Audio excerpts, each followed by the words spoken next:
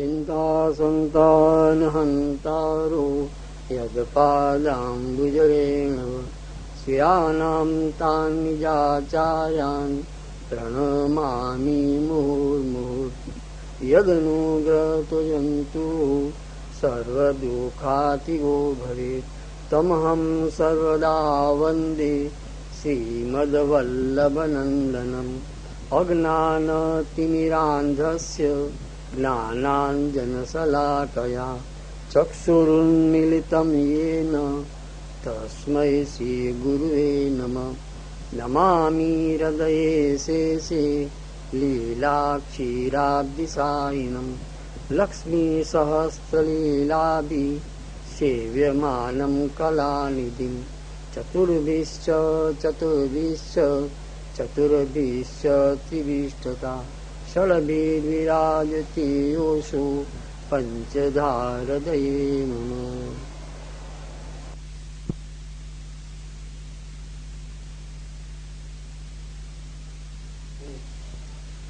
वीत राग भय क्रोधा मन्मया मामुपाश्रिता बहवो ज्ञान तपसा पूता मद भाव मागता। જેઓના રાગ ભય અને ક્રોધ દૂર થયેલા છે તેવા મન્મય મારો આશ્રય કરનાર જ્ઞાન અને તપથી પવિત્ર થયેલા ઘણા લોકો મારા ભાવને પામેલા છે। જો મારા જન્મ અને કર્મ પ્રાકૃત હોય તો મારો આશ્રય કરનાર કોઈ મુક્તિ ન પામે, પરંતુ મારો આશ્રય કરેલા ઘણા મુક્ત થયેલા છે। તેઓના રાગ ભય અને ક્રોધ દૂર થાય છે। ભગવાન આજ્ઞા કરે છે। અહીંયા ભગવાનમાં વ્યક્તિનું કોઈ પણ હિસાબે મન લાગી જવું જોઈએ। કોઈનું અસુરોનું વેર ભાવથી ભગવાનમાં મન લાગી ગયું તો ગોપીજનોનું પ્રેમ ભાવથી ભગવાનમાં મન લાગી ગયું, યશોદાજીનું નંદરાયજીનું વાત્સલ્ય ભાવથી ભગવાનમાં મન લાગી ગયું તો ભગવાન આજ્ઞા કરે છે કે જે અસુરો મારા પ્રત્યે વેરભાવ રાખતા હતા એનું મન મારામાં લાગ્યું અને મેં એમનો ઉદ્ધાર કર્યો તો મને જે તપ કરીને પ્રેમ કરીને જે મારી પાસે આવે છે અથવા જેનું મન મારામાં લાગી ગયું છે એનો ઉદ્ધાર થાય એમાં આશ્ચર્ય શું? ભગવાન કહે છે કે જેનું મન મારામાં લાગ્યું છે, જે મારો આશ્રય કરે છે કોઈ પણ ભાવથી, તો હું એનો ઉદ્ધાર કરું છું, હું એને મારા શરણે લઉં છું, એમ ભગવાન આજ્ઞા કરે છે। ये यथा माम प्रपद्यन्ते ताम तथैव भजाम्यहम् मम अवतर्मानो वर्तन्ते मनुष्याः पार्थ सर्वशः।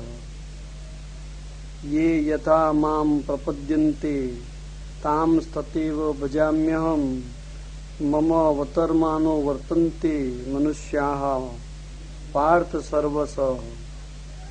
ये यथा माम प्रपद्यन्ते ताम तथैव भजाम्यहम् मम अवतर्मानो वर्तन्ते मनुष्याः पार्थ सर्वशः।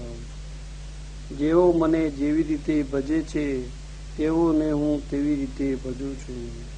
હે પાર્થ, સર્વ તરફથી મનુષ્યો મારા માર્ગને જ અનુસરે છે। આપનો જે આશ્રય કરે તેમને મુક્તિ આપો ને આશ્રય કરે તેને મુક્તિ ના આપો, આશ્રય ન કરે તેને મુક્તિ ના આપો તો આપનામાં પણ વૈષમ્ય પક્ષપાત દોષ આવે એવી શંકા થાય તે દૂર કરવા કહે છે। પુષ્ટિ પ્રવાહ મર્યાદા વગેરે માર્ગના જેવા અધિકારીઓ સકામ રીતે નિષ્કામ રીતે જેમ મને ભજે છે તેઓને હું તેવી રીતે ફળ આપું છું। સર્વ તરફથી મનુષ્યો મારા માર્ગને અનુસરે છે, કારણ કે જેઓ ઇન્દ્રાદિ દેવોનું ભજન કરે છે તેઓ પણ ઇન્દ્રાદિ દેવો મારી વિભૂતિ જોવાથી મારા માર્ગને અનુસરે છે, પરંતુ મારું ભજન કરતા નથી। આ ભજન કરવાની ખરી રીત નથી એ આગળ કહેવામાં આવશે। ભગવાન આજ્ઞા કરે છે કે મને ભક્ત આ જગતના જીવો જે રીતે ભજે હું એની સાથે એવો વ્યવહાર કરું છું. તો શ્રી મહાપ્રભુજી આજ્ઞા કરે છે કે ભગવાન વ્યવહાર શબ્દનો અર્થ અહીંયા કઈ રીતે ઘટાડે છે, તો કે જે નિષ્કામ ભાવથી સેવા કરે છે એને હું પ્રાપ્ત થાઉં છું, સકામ ભાવથી સેવા કરે છે તો એને એ ફળ હું આપું છું. ભગવાન અહીંયા શ્રી મહાપ્રભુજી એ રીતે સમજાવે છે કે જે લોકો નિષ્કામ ભાવથી, જેના મનમાં કેવળ મારું સ્મરણ છે, બીજી કોઈ લાલસા નથી, એને હું પ્રાપ્ત થાઉં છું. અને સકામ ભાવથી કોઈ મારું ભજન કરે, જેને જે વસ્તુ જોતી હોય એની પૂર્તિ પણ હું કરું છું. એટલે મને જે સકામ ભાવથી ભજે છે એને ફળ આપવાનું હું આપું છું, અને જે નિષ્કામ ભાવથી ભજન કરે છે એને હું પ્રાપ્ત થાઉં છું. એમ અહીંયા ભગવાન આજ્ઞા કરે છે. એક અને બીજું ભગવાન શું સમજાવે છે કે ઇન્દ્રાદિક જે બીજા બધા દેવો છે એ પણ આખી મારી વિભૂતિ છે, એમનો પણ આ સ્વભાવ છે. સમજો કે નહીં? ભગવાન એમ કે છે કે ઇન્દ્રાદિક દેવો પણ મારા સ્વભાવ પ્રમાણે પોતાનું કાર્ય કરે છે. જેને ઇન્દ્ર રાજાની સેવા કરવી છે એ નિષ્કામ ભાવથી ઇન્દ્ર રાજાની સ્વરૂપ મનમાં રાખી અને કેવળ ઇન્દ્ર રાજાની સેવામાં જેનું મન છે તો ઇન્દ્ર રાજા એને એ રીતે ફળ આપે. નિષ્કામ ભાવથી સેવા કરતો ઇન્દ્ર રાજા પોતાના સ્થાનમાં બોલાવે ને પોતાની સેવા કરાવે. પરંતુ એના મનમાં એમ હોય કે ઇન્દ્ર દ્વારા મને અમુક સુખ મળે, અમુક વૈભવ મળે, ઇન્દ્ર જેવું હું સુખ આ ધરતી પર ભોગવું, ઇન્દ્ર રાજા એને એ રીતે પણ આપે. તો ભગવાન આજ્ઞા કરે છે કે ઇતર દેવો પણ મારા દેવા સ્વભાવ વાળા છે, અને જેવી રીતે હું સકામ નિષ્કામને એની રીતે ફળ આપું છું એવી રીતે દેવો પણ એમને એ રીતે ફળ આપે છે, જેવો એમનો ભાવ. એક આ રીતે ભગવાન સમજાવે છે. બીજું ભગવાન એમ કે છે કે મને જે રીતે ભજે એ રીતે હું ભજાવું છું. તો અહીંયા વ્રજની વાત કરીએ. ગુરુજી આજ્ઞા કરે છે કે ભગવાને દેવકીજી અને વસુદેવજીને કહ્યું કે તમે બ્રહ્મભાવ અને પુત્ર ભાવ બંનેથી મને ભજો. દેવકીજી અને વસુદેવજીએ જયારે કારાવાસમાં ભગવાનની સ્તુતિ કરી તો ભગવાન એમને આજ્ઞા કરે છે કે તમે મને બ્રહ્મભાવ અને પુત્ર ભાવથી ભજો. કેવળ પુત્ર ન સમજશો, હું સામાન્ય મનુષ્ય નથી, સામાન્ય બાળક નથી, હું બ્રહ્મ છું, તો મને બ્રહ્મભાવ અને પુત્ર ભાવથી ભજો. તેમ ભગવાને દેવકીજીને અને વસુદેવજીને આજ્ઞા કરી. ગુરુજી એમ કહેવા માંગે છે કે આ તો ખાલી થિયોરિટિકલ આજ્ઞા થઈ ભગવાનની. પ્રેક્ટિકલ ક્યાં થયું? તો કે પ્રેક્ટિકલ બ્રજમાં થયું. તો ભગવાન એમ કે છે કે મને જે ભાવથી ભજી એ ભાવથી બજાવું છું. તો એ પ્રેક્ટિકલ ક્યાં? બ્રજમાં આવ્યું. ભગવાન યશોદાજી નંદરાયજીના પુત્ર થયા, એમને પુત્ર જેવું સુખ આપ્યું. અષ્ટસખાના સખા થયા, એમને સખા જેવું સુખ આપ્યું. બલદેવજીના ભાઈ થયા તો એમને ભાઈ જેવું સુખ આપ્યું. ગોપીજનોને ભગવાન પ્રત્યે સ્નેહ હતો તો એની સ્નેહની પરાકાષ્ઠાએ ભગવાનને એમના આનંદ માટે કરીને રાસ પણ કર્યો. રાધિકાજીના પતિ બન્યા ભગવાન, તેમની સાથે એવો વ્યવહાર કર્યો. ભગવાન આજ્ઞા કરે છે કે મને જીવ અથવા તો ભક્ત મને જે રીતે ભજે છે હું એના ભાવનું પોષણ કરું છું, એના પ્રેમનું પોષણ કરું છું. આ ભગવાનનો સ્વભાવ. અને ભગવાન અર્જુનને કહે છે કે આ જગતના માનવોએ જો સાચું સુખ ભોગવવું હશે તો મારો આ સ્વભાવને એમને અનુસરવું પડશે. તો આ જગતનો ક્લેશ બધો એની મેળાએ જતો રહેશે. જેને જે ભાવથી ભજે, તું મને પિતા માને છે, હું તારો પિતા છું. તારી પત્ની મને સસરો માને છે તો હું એનો સસરો છું. જો હું મારા પોતાના મને જે રીતે વ્યક્તિ ભજતા હોય અથવા મને જે રીતે ચાહતા હોય, તારી દીકરીનો હું દાદો છું, તો ભગવાન આજ્ઞા કરે છે કે જે સ્વભાવ મારો છે એ સ્વભાવ મનુષ્ય ધારણ કરશે તો એને આનંદ પ્રાપ્ત થશે. વિશેષ પોતાનો અધિકાર ને વિશેષ ફળ પ્રાપ્ત કરવા જશે, પરિણામ ક્લેશ સિવાય કઈ નહીં આવે. ભગવાન આજ્ઞા કરે છે કે જે સ્વભાવ મારો છે આ જગતના માનવો એ રીતે એને અનુસરે તો પોતે આનંદ ભોગવશે અને એના સાથે સંકળાયેલા બીજા પણ આનંદ ભોગવી શકશે. હવે આમાં જે વ્રજની જે વાત છે તો મેં અષ્ટસખાના 6-7 કીર્તનો લીધેલા છે અને એની સૌની પહેલી 2 લીટી મેં ગાઈ છે. આખું કીર્તન નથી ગાયું, બધાના ભાવોને અનુરૂપ યશોદાજીનો ભાવ, બલદેવજીનો ભાવ, અષ્ટસખાનો ભાવ, સુભદ્રાજીનો ભાવ, ભગવાને જે ભાવથી વ્રજમાં મુખ્ય જે લીલાઓ કરી છે તો બધા એ અષ્ટસખાના 6-7 કીર્તન મેં લીધા છે અને એમાંથી સૌથી પહેલી 2 લીટી ગાઈ અને ભગવાને આજ્ઞા કરી એનું ભગવાને કેટલી હદ સુધી પાલન કર્યું છે એ બતાવવા માટે મેં પ્રયાસ કર્યો છે. 2 રાગમાં ગાયેલા છે, અલગ અલગ કીર્તનો, બધા કીર્તનના 2 પહેલી 2 લીટી લીધેલી છે કે ભગવાને આજ્ઞા કરી કે મને જે રીતે ભજે છે એની સાથે હું એવો વ્યવહાર કરું છું તે ભગવાનના વ્યવહારને અનુસંધાનમાં અષ્ટસખાના કીર્તન મેં લીધેલા છે અને એ હવે હું એ રીતે વ્યક્ત કરું છું.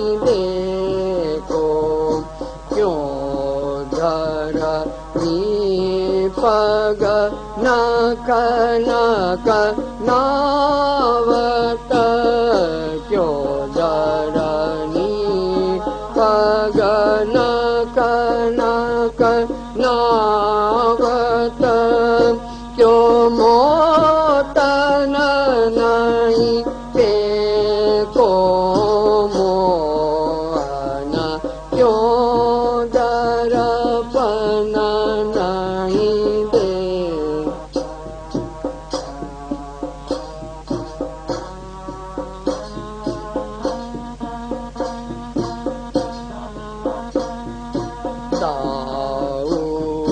बहुत की जायो भैया भैया दाऊ बहुत की जायो मोसो कात मोल को लीनो तो सुमति कब जायो भैया दाऊ बहुत की जा सुनऊ कान बलभद्र चवाई सुनऊ कान बलभद्र चवाई जन्मत ही को भूत सुर श्याम मोहे गोधन की सो सुर श्याम मोहे गोधन की सो बेजननी तू पूत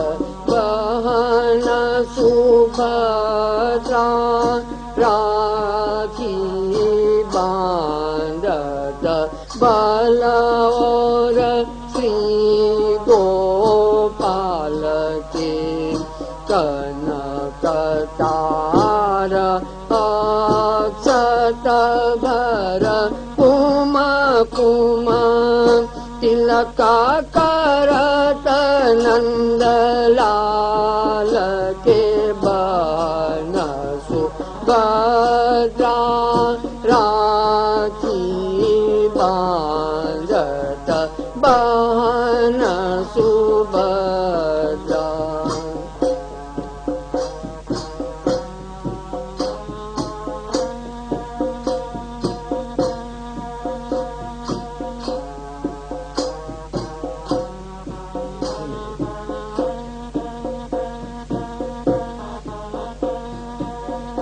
जेवत नंद गोपाल की जावत जेवत नंद गोपाल की जावत पर पनैया बाबा की निकट निपट डर पावत जेवत नंद गोपाल की जा परमानंद दास को ठाकुर परमानंद दास को ठाकुर पुत बाबा को भावत देवत नंद गोपाल की जा परमानंद दास को ठाकुर बाबा पुत को भावत देवत नंद गोपाल की जावत सखन सहित हरि जेवत जात सखन सहित हरि जेवत जात प्रेम सहित मैया दे पटई हित सो बहुविध पाक सकन सहित हरि जेवत जात तुम हमारी कुमुदनी तुम हमारी कुमुदनी हम कमल वदन के घोर तू तो मेरे प्राण हो ते प्यारी प्राण हो ते प्यारी तू तो मेरे प्राण हो ते प्राण हो ते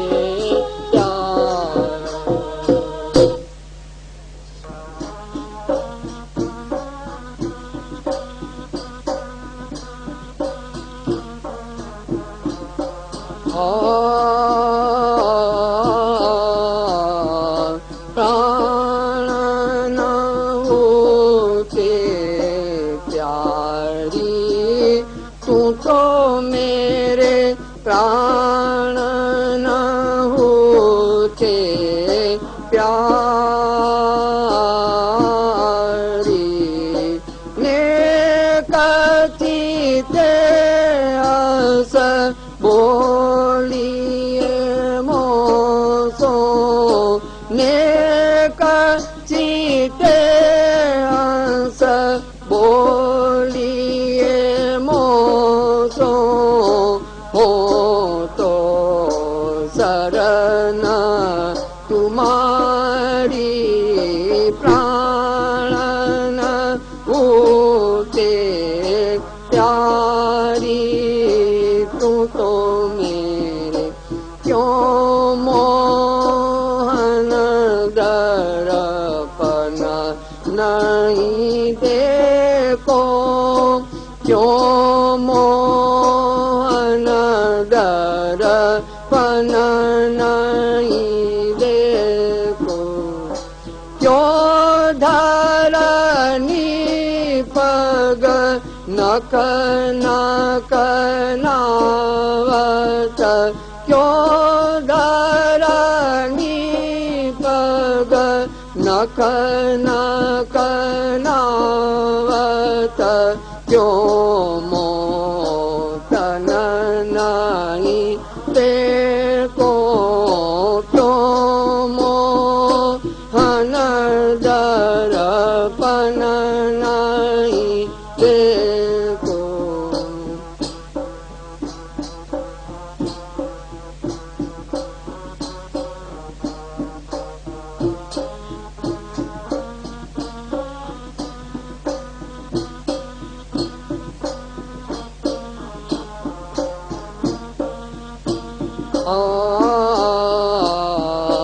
भैया दाऊ बहुत की जायो भैया दाऊ बहुत की जायो मोसो कत मोल को लीनो तो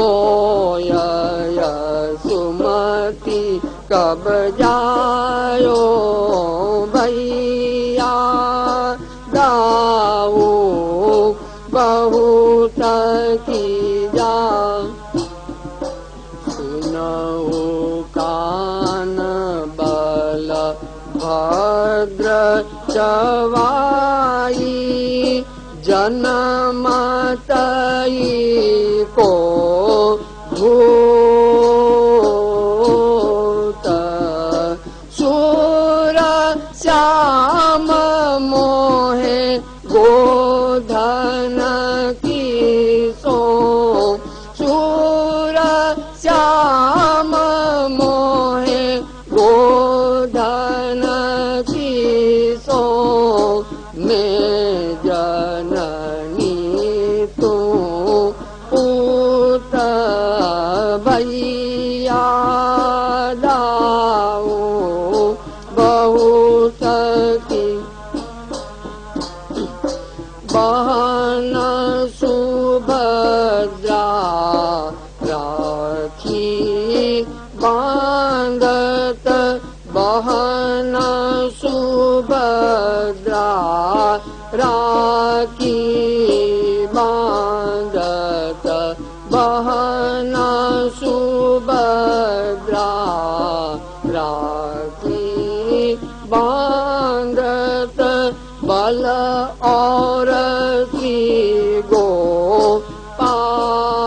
गोपाल के कनक तार अक्षत भर कुम कुम तिलक करत नंद लाल के बहन सुभद्रा राखी बांध जेवत नंद गोपाल सिजावत जेवत नंद गोपाल सिजावत पहर पनैया बाबा की पहर पनैया बाबा दुखी निकट निपट डर पावत देवत नंद गोपाल की जान परमानंद दास को ठाकुर बाबा पुत को भावत देवत नंद गोपाल की जावत परमानंद दास को ठाकुर पुत बाबा को भावत देवत नंद गोपाल की जावत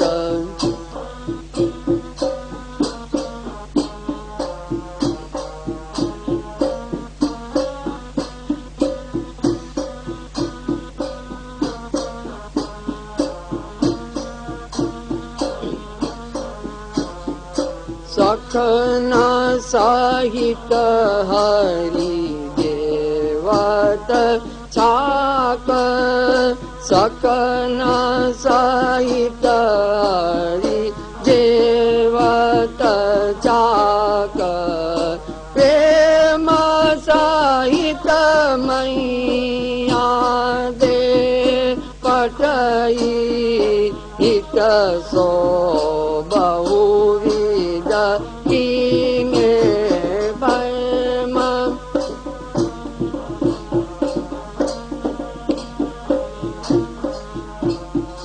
प्रेम सहित मैया दे पटई हित सो बहुविध कीने पाक सखन सहित हरि देवत छाक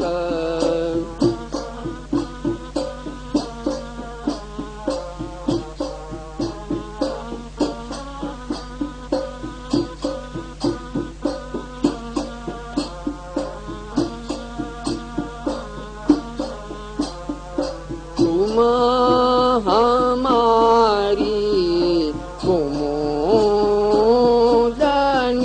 हम कमल वदन के भोर तुम हमारी कुमुदनी हम कमल वदन के बोर तू तो मेरे प्राण न होते प्यारी प्राण न होते प्यारी तू तो मेरे प्राण न होते प्यारी।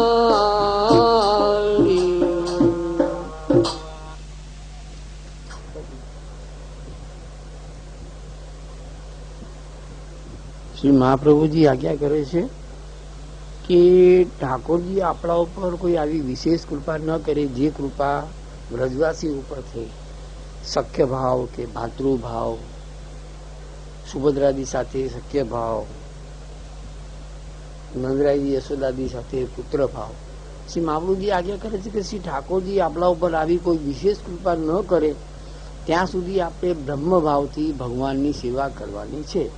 ભગવાન આપની ઈચ્છા હોય ને કોઈ વિશેષ કૃપા આવી કરે ત્યારે પછી બીજા ભાવમાં આપણો ભાવ પરિવર્તન થાય ત્યાં સુધી બ્રહ્મભાવથી આપણે ભગવત સન્મુખ રહેવાનું છે।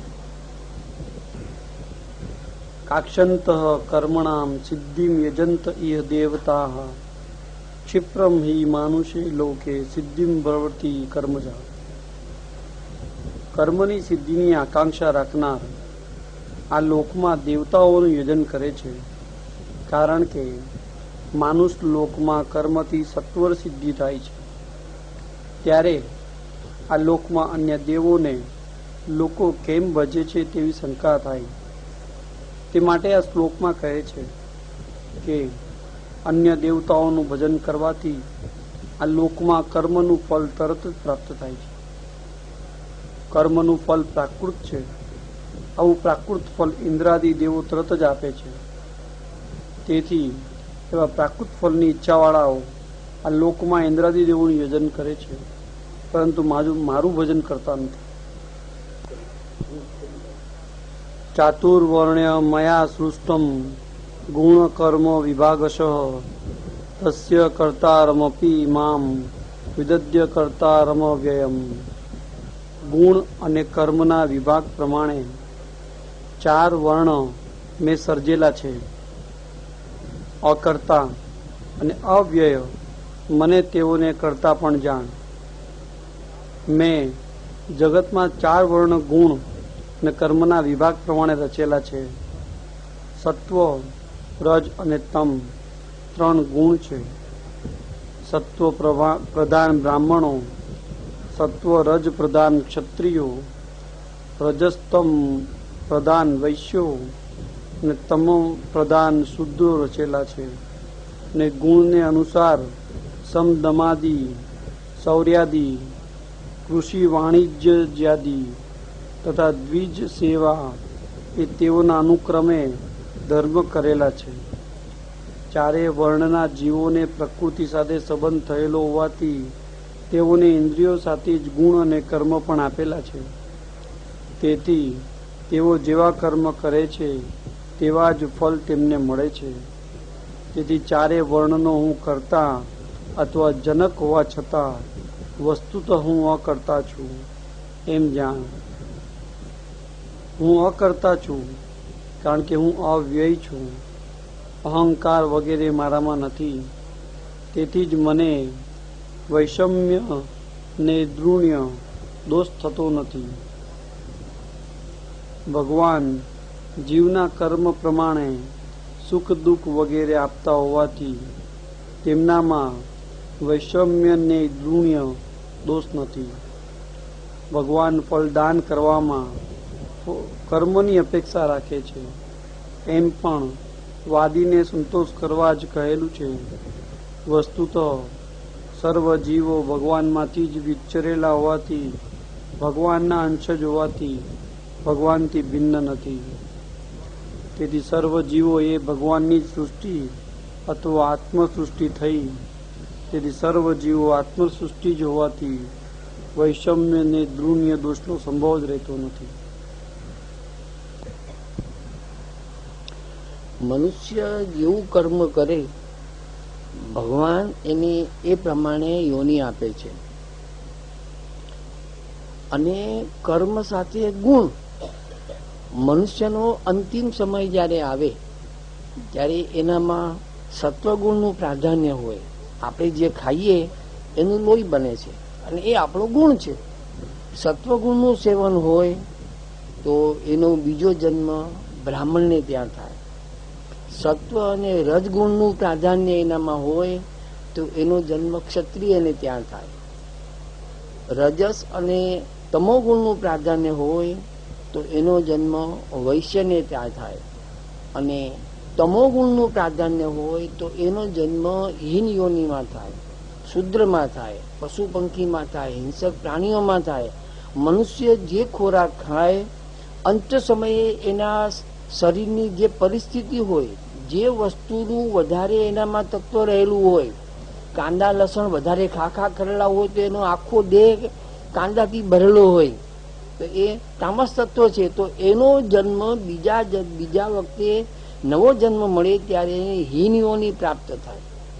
સાત્વિક પદાર્થોનું સેવન કર્યું હોય, દૂધ છે, ઘી છે, પવિત્ર આહાર છે, તાજો બનાવેલો હોય એવો ખોરાક છે, ખીર છે, ઘી, મધ, દૂધ, દહીં આ બધાનું સેવન કર્યું હોય તો એનો દેહ સાત્વિક હોય. તો ભગવાન આજ્ઞા કરે છે કે મનુષ્યના અંતે મતિ સા ગતિ. અંત સમયે મનુષ્યમાં જે ગુણ રહેલા હોય એના ખોરાકથી એના શરીરનું જે બંધારણ થયેલું હોય હું એને બીજો જન્મ એ પ્રકારે આપું છું. ખ્યાલ આવ્યો તો ને? એક વાત ભગવાને કહી, અને બીજી વાત ભગવાન એમ કહેવા માંગે છે કે મેં એને જે યુગમાં જે યોનિમાં એને જન્મ આપેલો હોય, જે વર્ણમાં 4 વર્ણ છે, બ્રાહ્મણ, ક્ષત્રિય, વૈશ્ય અને શુદ્ર, તો ભગવાન એમ સમજાવે છે કે હું એને જે યોનિમાં જન્મ આપું તેને પોતાના ધર્મ અદા કરવા પડે. આગળ આવી ગયું સ્વધર્મે નિધનમ શ્રેય પરધર્મ ભયાવહ. તો ભગવાન આજ્ઞા કરે છે કે હું એને બ્રાહ્મણ બનાવું તેને બ્રાહ્મણ ધર્મ અદા કરવા પડે, ક્ષત્રિય બનાવું તેને ક્ષત્રિય ધર્મ અદા કરવા પડે, વૈશ્ય બનાવવું તેને વૈશ્ય ધર્મ અદા કરવા પડે. અને બીજું, જ્યારે બધાને બધી વર્ણમાં દીક્ષા છે. આપણે જેમ બ્રહ્મ સંબંધ લઈએ છીએ એક દીક્ષાનો પ્રકાર છે. તો બ્રાહ્મણમાં દીક્ષા ક્યારે જનોઈ લે છે ને એને દ્વિજ કહેવાય છે, એટલે એનો બીજો જન્મ થાય છે. એ ત્યારે એ વ્યક્તિ બ્રાહ્મણ બને છે. જનોઈની પ્રક્રિયા જે બ્રાહ્મણોમાં છે એ જનોઈ લે એટલે એને બ્રાહ્મણત્વ પ્રાપ્ત થાય છે. તો ભગવાન એમ આજ્ઞા કરે છે કે બ્રાહ્મણના બ્રહ્મદેવો છે, બ્રહ્માજી એ અને બ્રહ્માજીનો પરિકર એ બધા બ્રહ્મદેવ તરીકે આવે છે. તો જ્યારે બ્રાહ્મણ જનોઈની દીક્ષા લે છે ત્યારે એના હૃદયમાં આવીને બ્રાહ્મણ દેવતા બિરાજે છે, ત્યારે એને બ્રાહ્મણત્વ મળે છે. એ પ્રમાણે ક્ષત્રિયને પણ દીક્ષા અપાય છે. એ જ્યારે હથિયાર ચલાવવાનું શીખવા જાય, પહેલો દિવસ શરૂ હોય ત્યારે ક્ષત્રિયોને પણ દીક્ષા અપાય છે. અને જ્યારે એ દીક્ષા ગ્રહણ કરે ત્યારે એનામાં ક્ષત્રિયના દેવ આવીને બિરાજે છે. એ પ્રમાણે વૈશ્યના પણ દેવ છે, એ દેવ એના હૃદયમાં આવીને બિરાજે છે.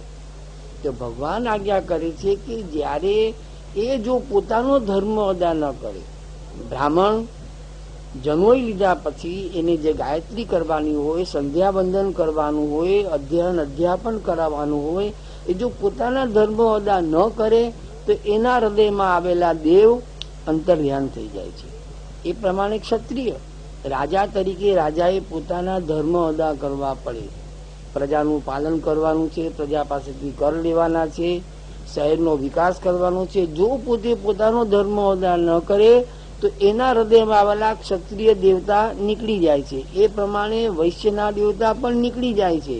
પોતાના ધર્મનું પાલન કરે તો દેવતા એના હૃદયમાં બિરાજે અને અનુકૂળ થાય અને એમાં એને સફળતા મળે.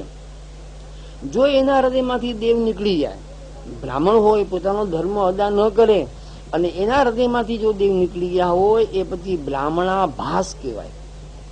આ ભગવદ્ ગીતાનો શબ્દ છે. ક્ષત્રિય ભાસ કહેવાય. એને એમ થાય કે હું રાજા છું, હું ક્ષત્રિય છું. એ પછી રાજાએ નથી રહેતો, ક્ષત્રિય નથી રહેતો, બ્રાહ્મણ નથી રહેતો. ખાલી એને પોતાના ગોત્રનું અભિમાન હોય કે હું બ્રાહ્મણ છું, મેં જનોઈ લીધી, પરંતુ એ વાસ્તવમાં બ્રાહ્મણ પછી રહેતો નથી. દીક્ષા લીધા પછી એને પોતાના ધર્મનું પાલન કરવું પડે, મર્યાદામાં રહેવું પડે. તો એના અંદર બિરાજેલા દેવ એના હૃદયમાં રહે છે અને એનું રક્ષણ કરે છે. એમ ભગવાન અહીંયા આજ્ઞા કરે છે. કોઈ આચાર્ય હોય પરંતુ પોતાના આચાર્ય ધર્મનું પાલન એ ન કરે તો એ ખાલી મનથી ફૂલાયા કરે, હું આચાર્ય છું. વાસ્તવમાં આચાર્ય ન રહી શકે.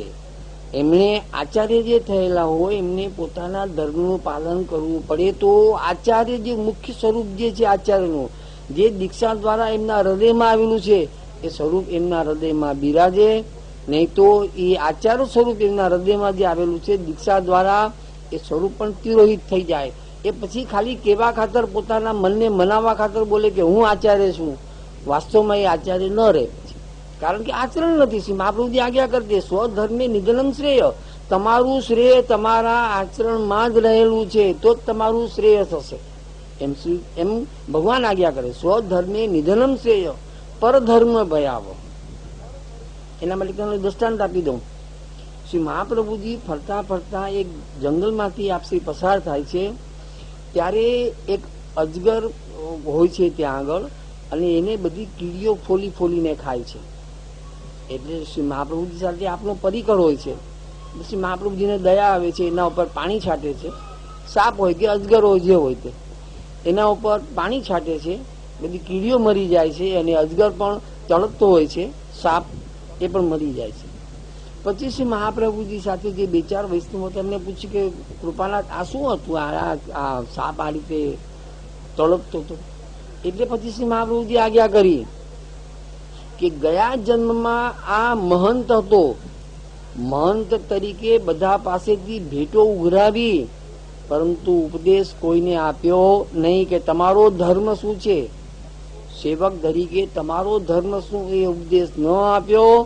એટલે બીજા જન્મમાં એ સાપ થયો અને જેના પૈસા લીધા હતા એ બધા કીડી બની અને એને ફોલી ખાય છે.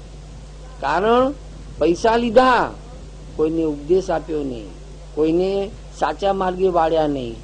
એટલે સ્વધર્મે નિધનમ શ્રેય પરધર્મ ભયાવહ. સ્વધર્મનું જો આચરણ નથી તો પછી એ વ્યક્તિનું અધપતન થાય છે. નમામ કર્માણી લિપંતી નમે કર્મ ફલે સ્પૃહા ઇતિ મામ યોભી જાનાતી કર્મ ભિન્ન સ બધતે. મને કર્મ લેપતા નથી, મારે કર્મ ફલની સ્પૃહા નથી, એમ જે મને જાણે છે તે કર્મથી બંધાતો નથી. મને કર્મ લેપતા નથી કારણ કે મારે કર્મફળની સ્પૃહા નથી. આ જ જીવ અને ઈશ્વરના મુખ્ય વિલક્ષણતા છે.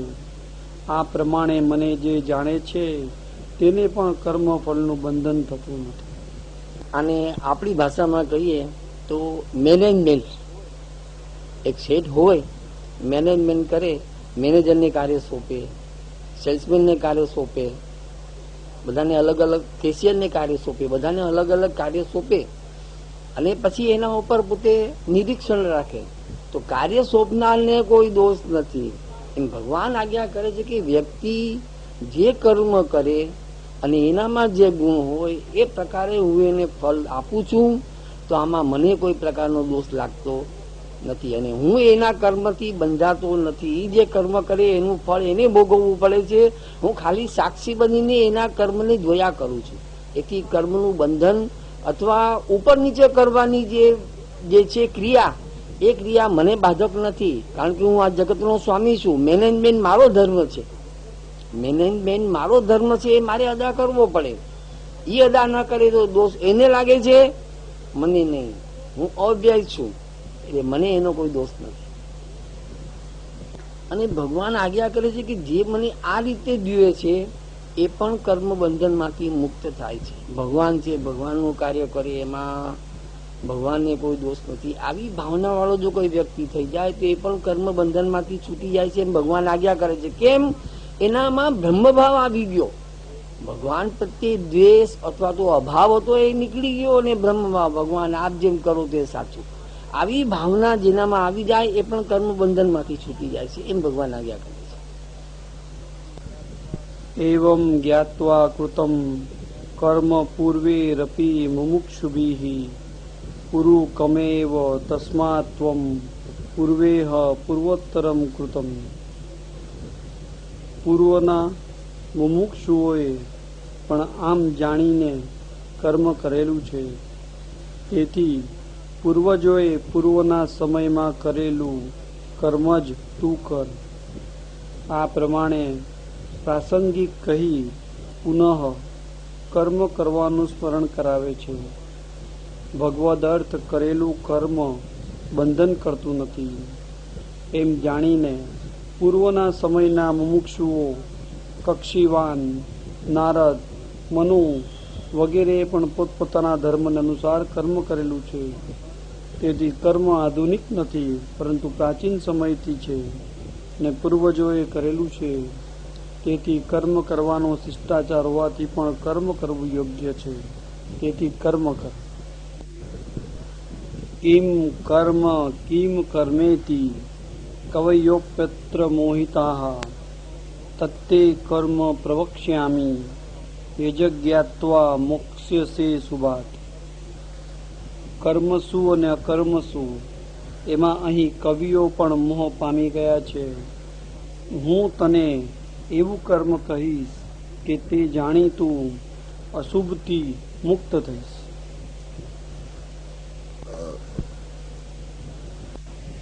કર્મ એટલે વિહિત કર્મ અથવા કરવા યોગ્ય કર્મ કયું, ને અકર્મ એટલે અવિહિત કર્મ અથવા કરવા યોગ્ય નહીં તેવું કર્મ કયું?